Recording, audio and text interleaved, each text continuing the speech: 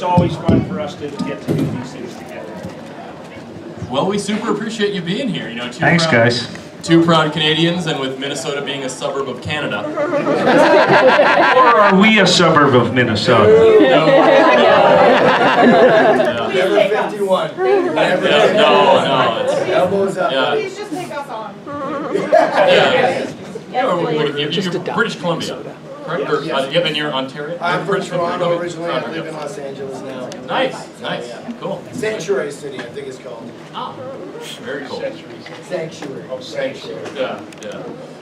Well, welcome one and all to the Freddy versus Jason panel here at Crypticon. Thank you so much for being here today. Make some noise for yourselves.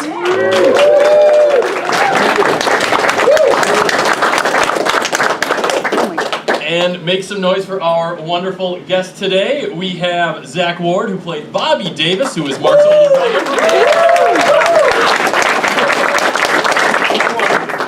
Did you want to be Bobby? Didn't know you did. There's always time for a reboot. Oh, Yeah, we're working on spiritual sequels, you know. Okay. We'll get some streaming service on board. You know? And we have Deputy Scott Stubbs himself, Lochlyn Munro.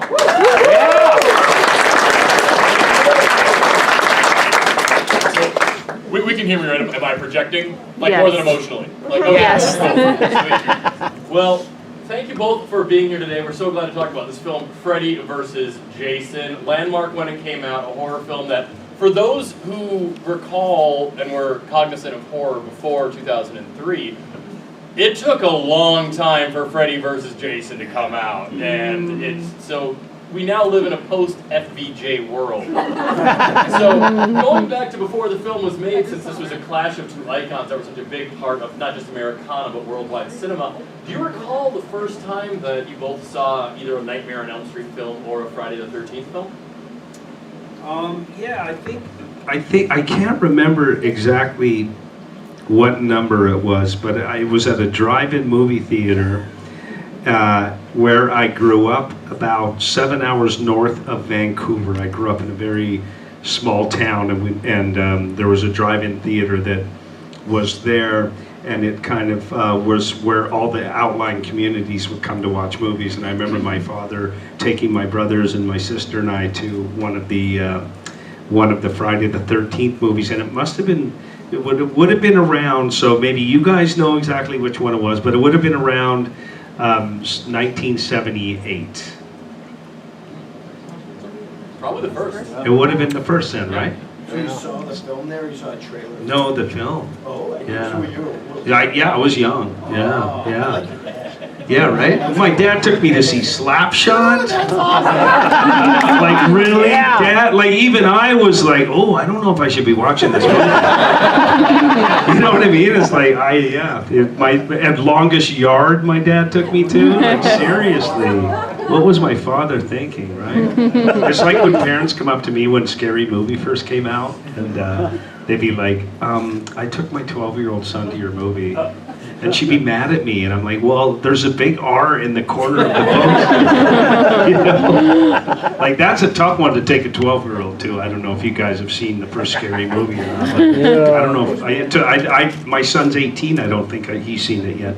Well, the exchange rate between Canada and America for, I think, an 18 in Canada is, still Yeah, exactly. But yeah, so that's what I remember. But, really, to tell you the truth, the Jason Voorheeses and the Halloweens and stuff like that, really, they weren't my go-to iconic horror movie. It was actually Jaws. To this day, Jaws is still my favorite horror movie. I don't know why. I just that movie resonates with me so much.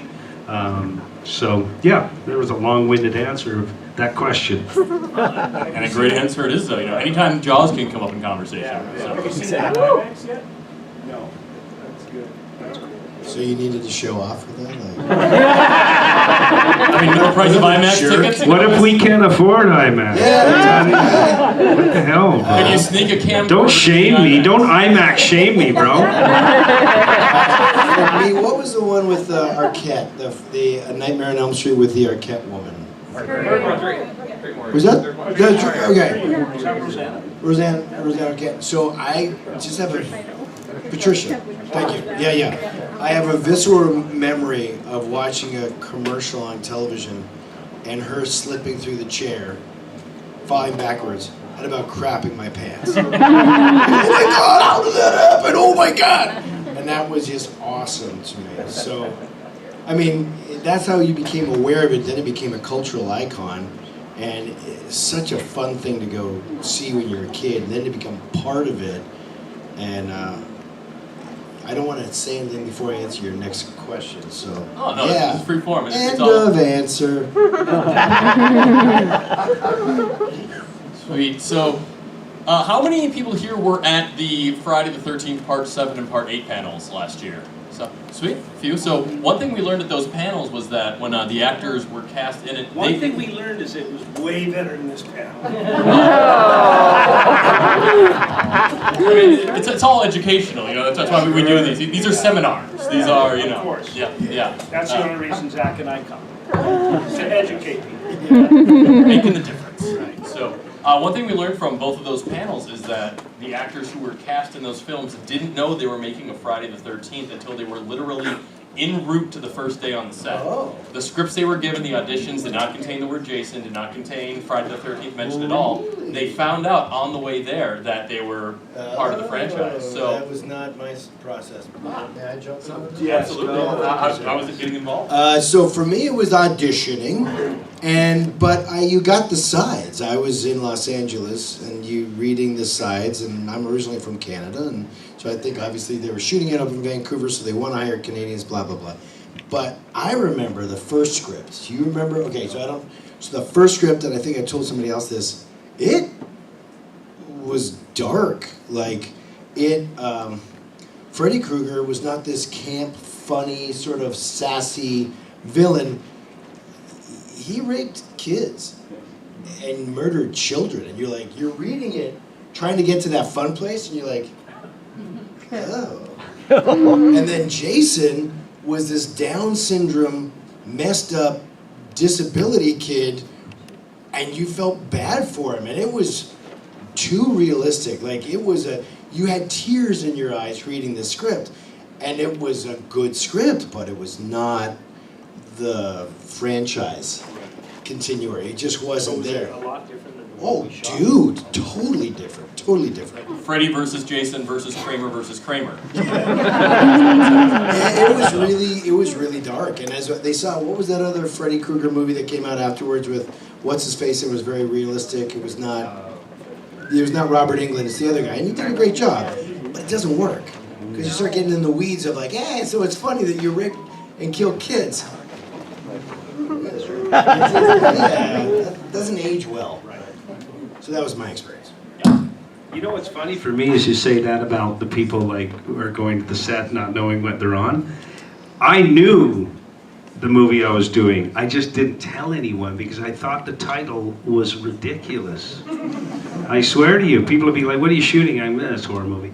And I thought the reason I'm not going to tell anyone is because I'm like, as Zack and I do, you shoot movies all the time and or TV shows, and then they become totally different. So you can tell someone you're shooting a movie, and then the movie comes out, and they said, "So when's your movie coming out?" I go, "I did." And they're like, "Oh, well, you told me it was this." It always changes. So I didn't tell anyone I was in Freddy vs. Jason, because I thought, okay, this will definitely be a title change. And then it didn't. And then guys were coming up to me during the weekend going, "Bro, saw your movie 5 times this week." I couldn't believe it. I was like, I couldn't believe it. But now, I mean, it's grown on me. The title has grown on me. I just, for some reason, I couldn't wrap my head around being in a movie called Freddy vs. Jason. Yeah. And then I always got Ronnie Yu was always yelling at me for mispronouncing Jason Voorhees. Is it Voorhees or Voorhees? Voorhees? Okay, then I kept saying Voorhees, and then he would go cut, and I go, "What?" It's Voorhees. I said Voorhees. They're like, "No, you said The Voorhees." fact that he was correcting your pronunciation where his accent was so thick, I had no idea what he was saying half the time. So he'd say something and go, "What was that?" That's the first AD. Yeah. Yeah, Ronnie Yu, yeah. Well, speaking of Ronnie Yu, I think what makes the film work incredibly well, and it's what Robert Englund himself has also said his favorite part of the film, is it really does have those action elements. Ronnie Yu was a predominantly martial arts director prior to making Freddy vs. Jason, which is why You would never have known, hey, Zack? When you were on set? With all the amazing notes you must have got? So what was it like then working with? So he's a big note guy, or no? Oh No. Don't do that! Do it No. faster! Stand like this! It's like I was supposed to turn on a light switch, and he was like, No, not now. You do it later. Do it. Okay, move on. Monica, those pants make you look fat. Not kidding you, believe me. He was not nice to that young cast. And I was butt naked, dude. Those are the days I'd come to set. Like, Lochlyn, you don't shoot today, do you? I go, no, but Zack's in a tub. I have a restraining order. This is the first time we've actually seen each other since the movie. Zack kind of let up on me. Bringing people together, Minnesota.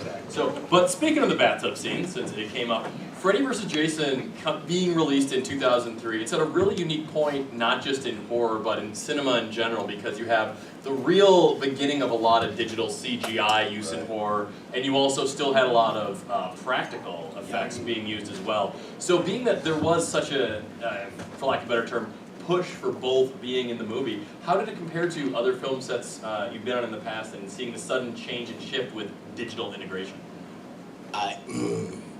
I did a lot of practical effects. Like I had weeks of molds being done of my arms, of my hands, multiple casts done, and multiple effects. You go through the movie, I'm in the bathtub, I come out of the bathtub filled with blood, right? I sit up, I start talking.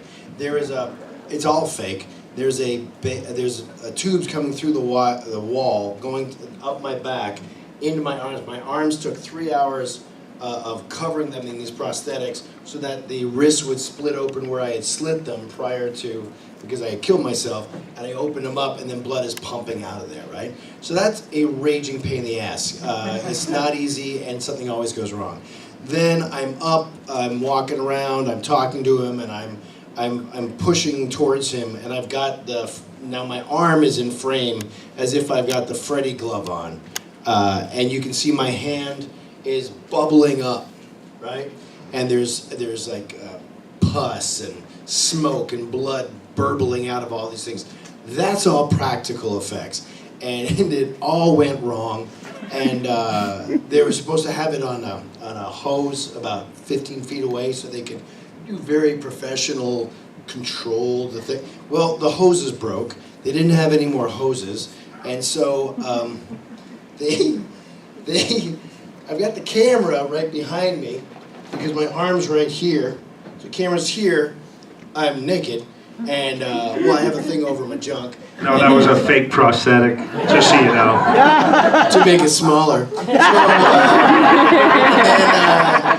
So I've got the camera framed with my arm and beside my butt and Brendan Fletcher in the background over there. And on this side, I've got 3 people controlling the tubes to make the stuff happen on my arm. One is smoking a cigarette and blowing in the pipe, in the tube to have it come out. The other one is squeezing blood. Another one's pushing pus. But they're on their knees with their face in my ass. I'm walking, trying to be like, oh, that's right, they all forgot, blah, blah, blah, scary. In my butt. And poor Fred is like, no! And it looks like the worst orgy ever. Everything that could go wrong, and it was great. And my mom came to the set because she was living in Vancouver. She was adorable. Yeah, so I enjoyed the practical part of it because it was funny. And I don't know how much of that was CGI for me, if anything.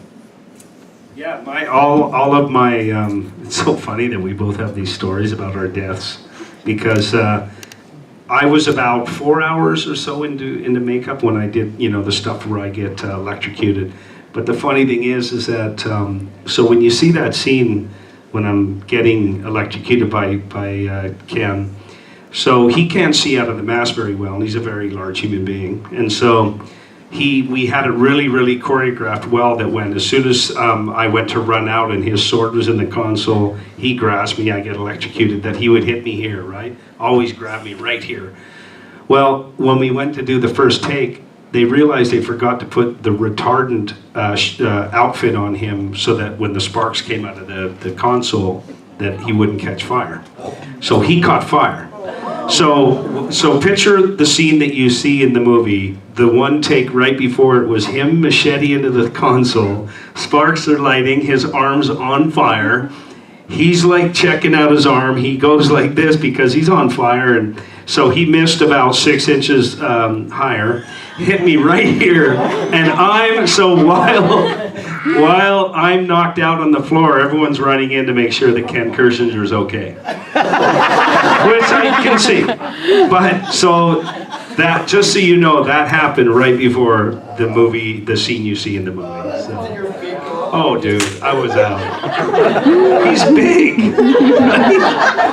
Oh, yeah, that didn't go so well. I didn't and I didn't even feel sorry for him. You know, I was like, oh, we talk about it a lot. But yeah, so again, just getting back to practical effects, those were all practical. It took about, like I said, 4 to 5 hours to put on, and about an hour to take off. Yeah. All the burns and everything. Yeah. But I think that, you know, my favorite is just being able to amalgamate both, you know, to be able to use practical and CGI. I think full CGI is, I mean, it's obviously getting good, but it's just, I don't know what it is. Even when you watch Star Wars, watching the ships when they were miniature models was so much better than the CGI. I don't know why. But maybe in a perfect world, I think hopefully they just keep melding both of them, right? It's about balance. And Yeah. that's about Yeah. balance. You know? Yeah, So, right, yeah. So, Zack, you mentioned how this film was shot in Canada. And Canada has, you know, a proud tradition of horror movies going back to, you know, Black Christmas, 1974.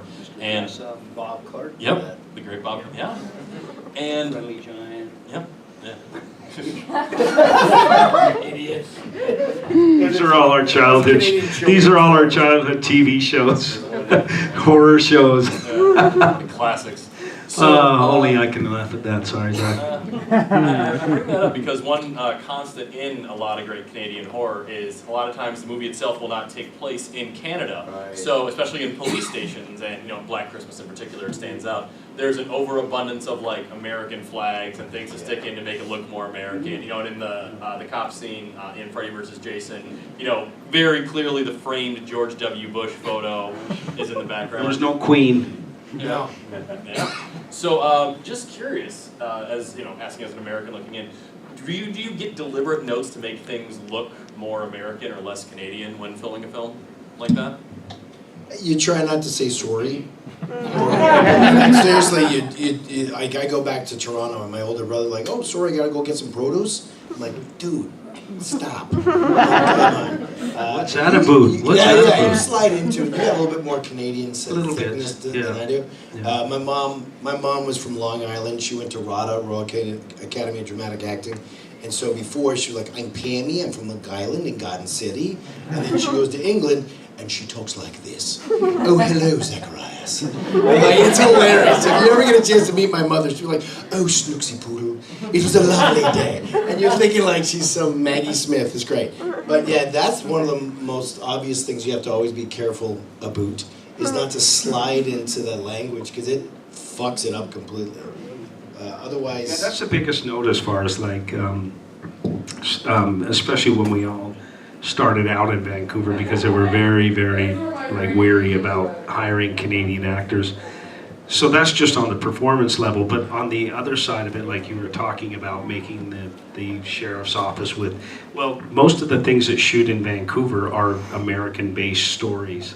So, you know, set deck and everything are supposed to make these towns of, you know, like the city of Vancouver to be Chicago or to be Seattle for the most part. I mean, there's not a lot of movies that are shot in Vancouver that are Vancouver. Yeah. Not really. I mean, maybe in Toronto they have something, like Toronto's a bit more about a mecca of Canada. Like it's a little more like the New York type of city in Canada. But I have never been in a movie, unless it's a Canadian television show, I've never been in anything that shoots in Vancouver that is Vancouver. Wow. There's that, and I'm stuck at this, sorry.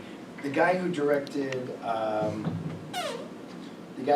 Shaun of the Dead. Edgar Wright. Edgar Wright. And then he did that blah, blah, blah against the universe. Oh, Scott Pilgrim versus yeah, that actually does Vancouver. take place in Toronto. That takes place in Toronto. Yeah. I am old. That was yeah, no, thank you. So that's the only movie I know that like takes place in Toronto, in the thematic story value. Right. The rest of them are all somewhere else. Wow. Yeah, well, we've always. Did you think that we were just like letting them put up like Canadian or American flags in the show, the stories and stuff? Well, I think that's what Canadian actual police stations are like, is like an intimidation tactic. Yeah, right. That's so funny. Well, it's always just struck out, when you see so many particular, because the detail that is there on so many of those productions, and sometimes like they'll be fooled, like really look like an American. Other times there'll be like 8 flags in one shot, where it's just really making sure people know. Like, I think like there's an Are You Afraid of the Dark episode that takes place in New Orleans, where everyone has a thick Quebecois accent. So down by the bayou. So yeah. Cool.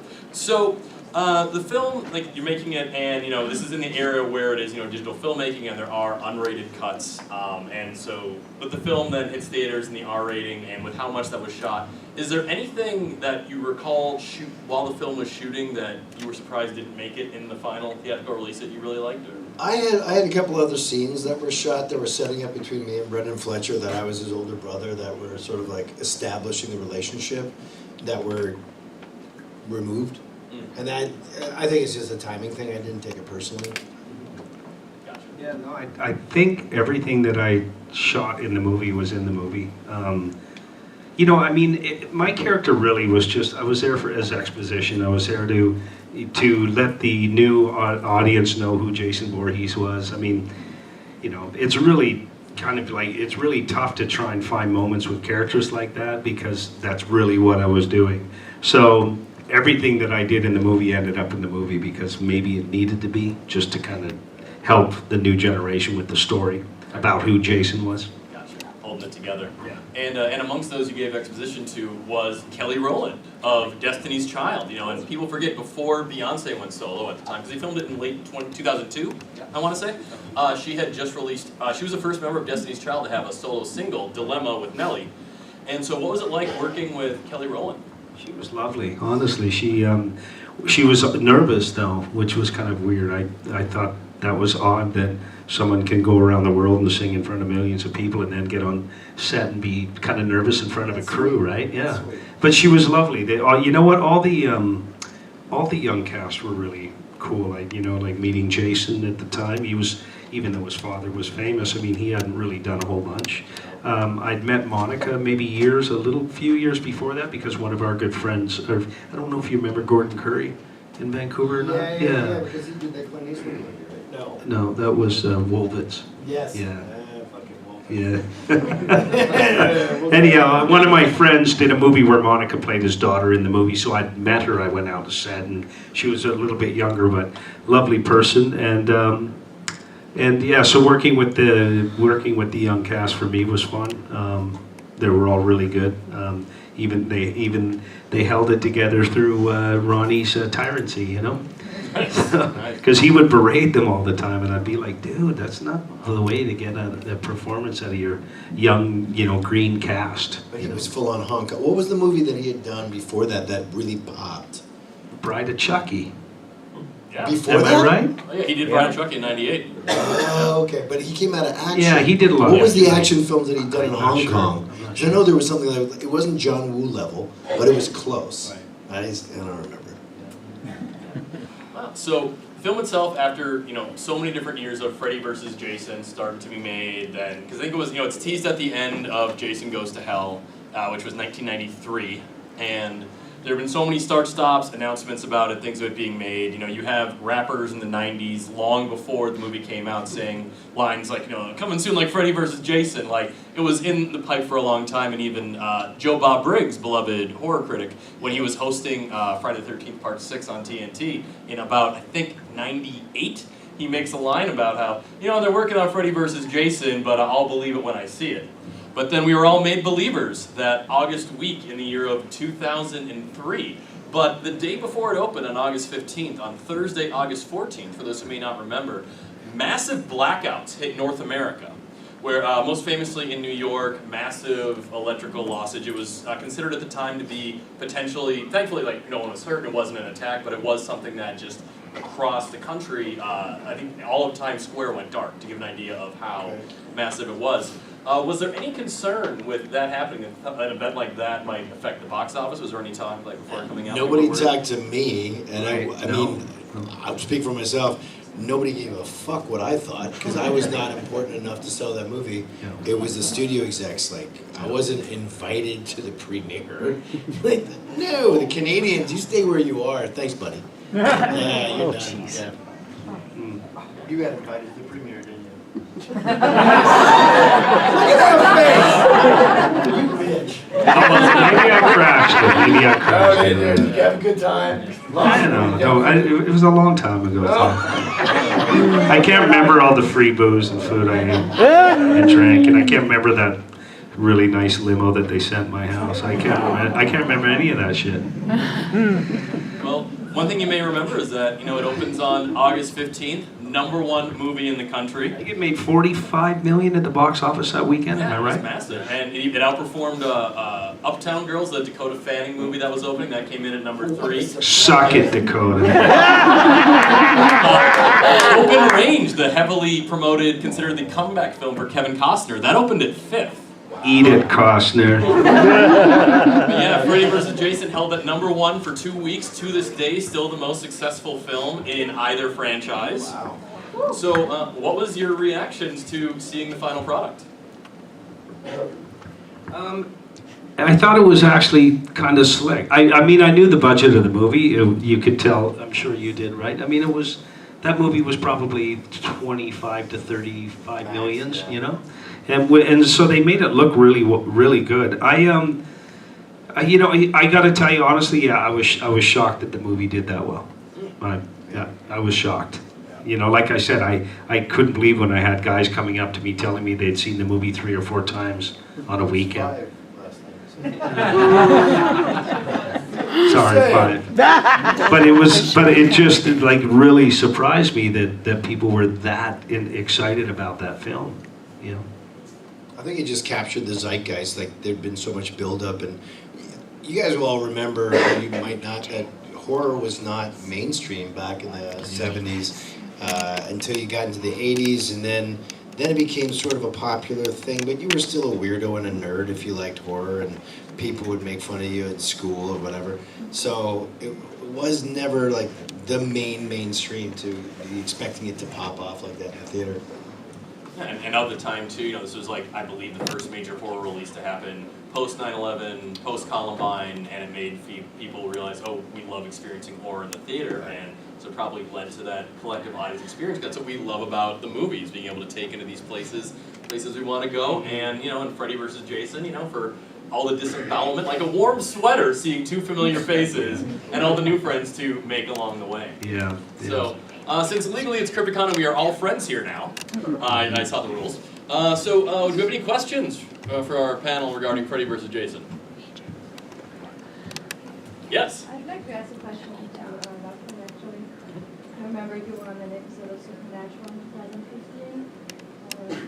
2015. I'm sorry, the witch? An episode Supernatural. of Supernatural? in 2015? Yeah. Do you remember? Do I remember the show Supernatural? Well, okay, so I think it must have been later than 2016 because I was shooting Riverdale at the time.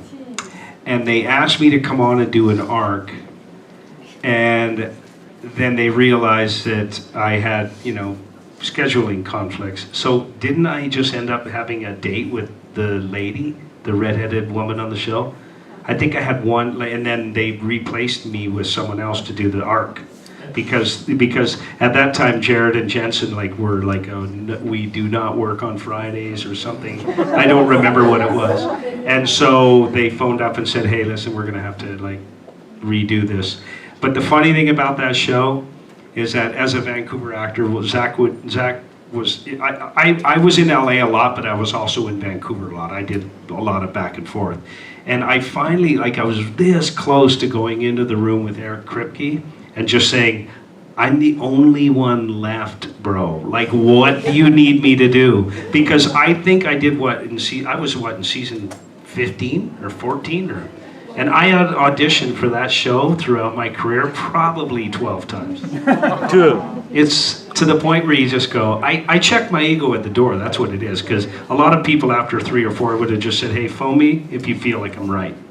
But I'm kind of built different. I like to go into rooms and just do it. But honestly, I do want to go in there and just go, at this point, there's no one left in Canada to do anything. We've been used up. I'm the only one left. What am I here for, right? It's I think I'm the only Canadian actor who never did Stargate. Well, I didn't do it either. Oh, you didn't do Stargates? They asked. I said no. Really? Maybe the seeds for the reboot then right here. We know where we're the event horizon. The bitter actors in Stargate. Yeah. But yeah, so I do, it had to have been, we started Riverdale in 2016, so it had to be 16 or 17 because I was lucky that I wasn't available, so that's a good thing for an actor. But I really love Jensen and Jared. Honestly, all the people on that show are really cool, and it would have been fun to carry on. But I do remember it just ended up being a little date with who's Mark Shepard's character's mom, right? Yeah. Crowley. Yeah. So Crowley's mom. I went on a dinner date, and that was it. Yeah. Rowena? Yeah. That's the actress name, right? Ruth. Oh, Ruth. Yes, that's right. Yeah. Sorry, I'm not caught up on my supernatural game here. You stumped me. Thank you. Oh, we're in between 2 supernatural things. Oh, okay. He loves it. Yeah, over there. Any other questions? It's not really a question, but just a fun memory. I remember when I first watched Freddy and Jason at a friend's house, I was rooting for Jason, he was rooting for Freddy, and towards the end, I'm like, oh, look at that, I won the bet, but when I saw that Freddy at the end won too, I'm like, okay, it's a tie. It was just a fun, a fun moment that we had. That's cool. Yeah. I'm glad you brought up the ending because there were about 2 other endings, I believe, that were filmed for the movie. Was the one that we saw in the theaters one that you guys saw in the script, or that you recall? That was kind of a secret to us, though. I've heard that as well, but we didn't know anything about it. No. And the script stuff, and that gentleman has a question. I get to him, but it wasn't So yeah, there was secrecy about the script. It was yeah, don't hand it out. But it wasn't. I'm not trying to drop names here, but it's when I did Transformers, dude, they were up your booty about it. It was intense. It had your name on everything. It was serial. The numbers were listed down. Anything went out, you were screwed. They told you there's things in this script that only went in your script. So if it hits the internet, we know it was you, bro. You're oh. James Gunn's a bit like that too. Oh, I bet. Yeah. What'd you work on with? Oh, I did yeah, you Peacemaker. Peacemaker. Yeah. How great was he in Peacemaker, dude? Come on. Yeah. That's awesome. Fun show. But yeah, he's the same way. NDAs all the time. Well, they have to protect it now because then they lose market traction. You had a question, Chief. So what I was curious about, the movie, you used that word zeitgeist. The film was a big part of the pop culture zeitgeist. Yeah. When did both of you, realize that you were in a film like that it had such a huge impact, and that it would literally lead to, over 20 years later, we're here just loving hearing what you have to say about this movie. And, for the rest of your lives, we will want to hear about what your experiences with this movie.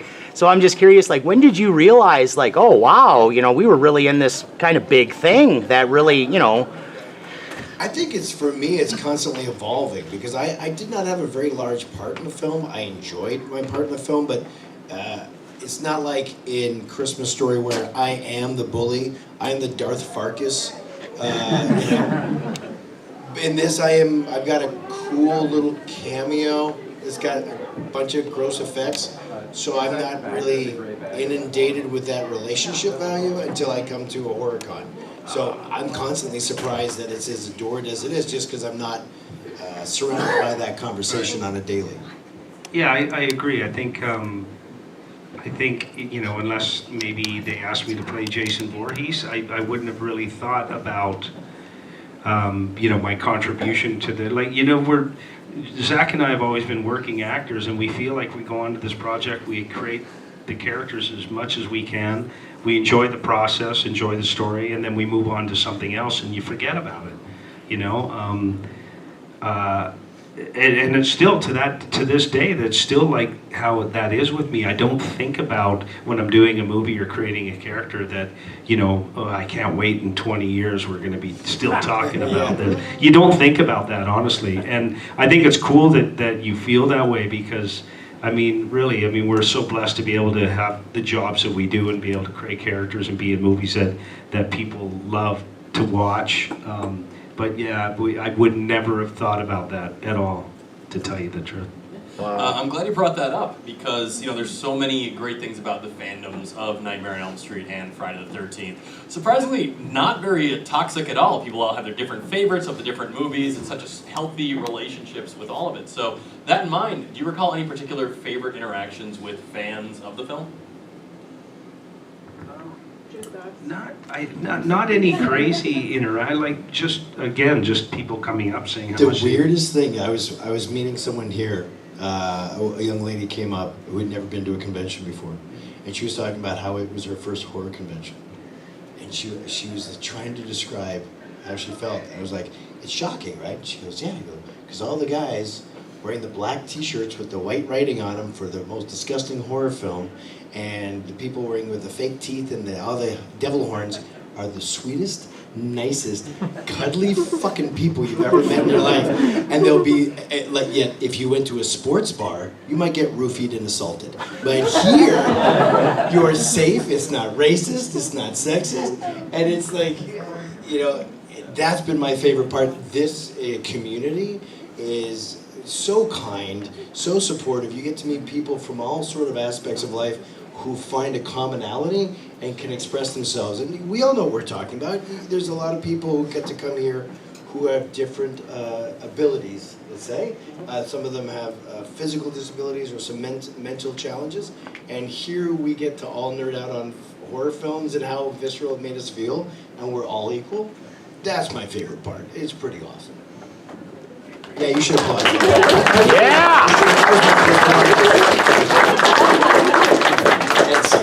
Yes? First of all, I loved you in The Sixth Sense. Oh, thank you. Thanks. Yeah. He was my NYU classmate, but continue. No way. Yeah. That's awesome. Yeah, my NYU panels later. Anyway, what were you saying? It's kind of a general question. I hope that's okay. I'm wondering just, you know, you're rich and famous. That's pretty fucking cool.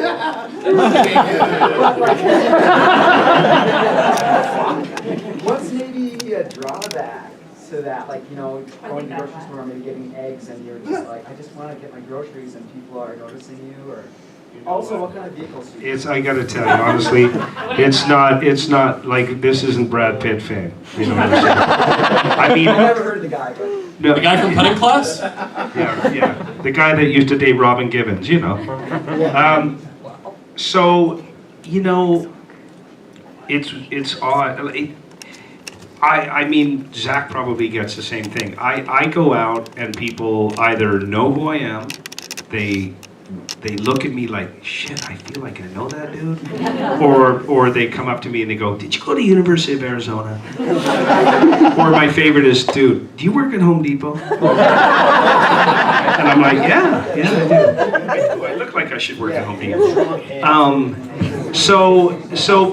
But the fandom base that I have, like, I mean, honestly, I honestly don't know what it would be like to be Brad Pitt, Tom Cruise, Michael Jordan, whatever.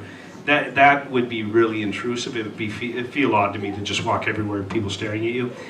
The way that my life is very, hey man, would it be okay if we took a photo with you? Like, it's very much like that. And you know what? It doesn't bother me at all. I like, that's why I love coming to the conventions, and that's why I take as much time at my table as I can with people, because I genuinely like people. And I love the fact that people would want to take time out of their day to take a photo with me if that gives them, you know, any type of joy for their day. You know, I remember being 12 years old, and if an NHL hockey player, I'm Canadian, if an NHL hockey player took a moment to even like ask what position I played, it made a big difference to me. You know, it's like you created a memory. So I try to come to the conventions and meet everyone and get to know everyone and create memories for people that they take away and go, wow, man, it was really cool to meet Lochlyn. But I don't get inundated when I go out into the public, by no means, no. I live in LA, so nobody cares. Exactly. But, and this reference might be over your head because you're younger, but I would say that for me, and I bet it's for you, it's kind of like being Norm from Cheers. Because you walk into a place and people look at you and they go, eh. But they have like a good 5 seconds of, hey friend.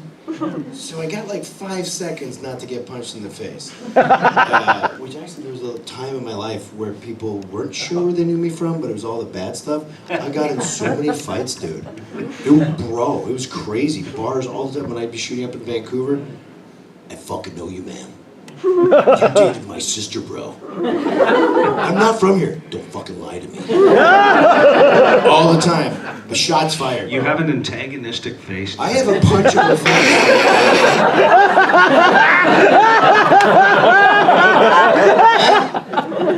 Try, you little bitch. No, so it's been norm, really. And then, yeah, it's... And unfortunately, we're not rich, and we're minor celebrities, which I like the minor celebrity part because you get to live your life and do things, and nobody really abuses you. Not really, but the rich part, I'd like that. Yes. Can I ask a question? A different movie. What was the night shooting? Night at the Roxbury. Any fond memories? It was like shooting, like most of the comedies I get to shoot, they're always a lot of fun. Working with a guy like Will Ferrell, who is all about bringing whatever you can to make the movie as fun as you can. And like working with the Wayans family, they almost challenge you to improv. If you don't improv on a Wayans movie, they look at you like you're out of your mind. You're like, why are you in this industry? You can't improv a scene? So, you know, I've been very fortunate to be in a lot of fun comedies and to work with a lot of people that basically, you know, it's all about trying stuff. You know, I remember Keenan Ivory Wayans saying to me when we were first day shooting Scary Movie, he said, Lochlyn, there's no vanity in comedy, bro. Go for it. So I kind of always took that into hand. But Roxbury was fun. Yeah, thanks, man. Was there any improv on Freddy vs. Jason at all? Your scenes? No. Like I told you, honestly, there was a scene where I had to turn on a light switch in my office, and Ronnie Yu would come and exactly put me in position to put the light switch up. I'm not kidding you. Like if I arched my back, he'd go, cut. Then he'd come over and he'd grab me and he would put me into the cardboard position. It was weird. I've never had that before. But that light switch is one of the best times to like. It was a good moment for you. It's on my reel. Everyone is flipping light switches because they just seen Freddy vs. Jason. I know you guys remember that scene. Well, you both have definitely lit up our lives today. Thank you. Once again, make some noise for. Thanks, guys.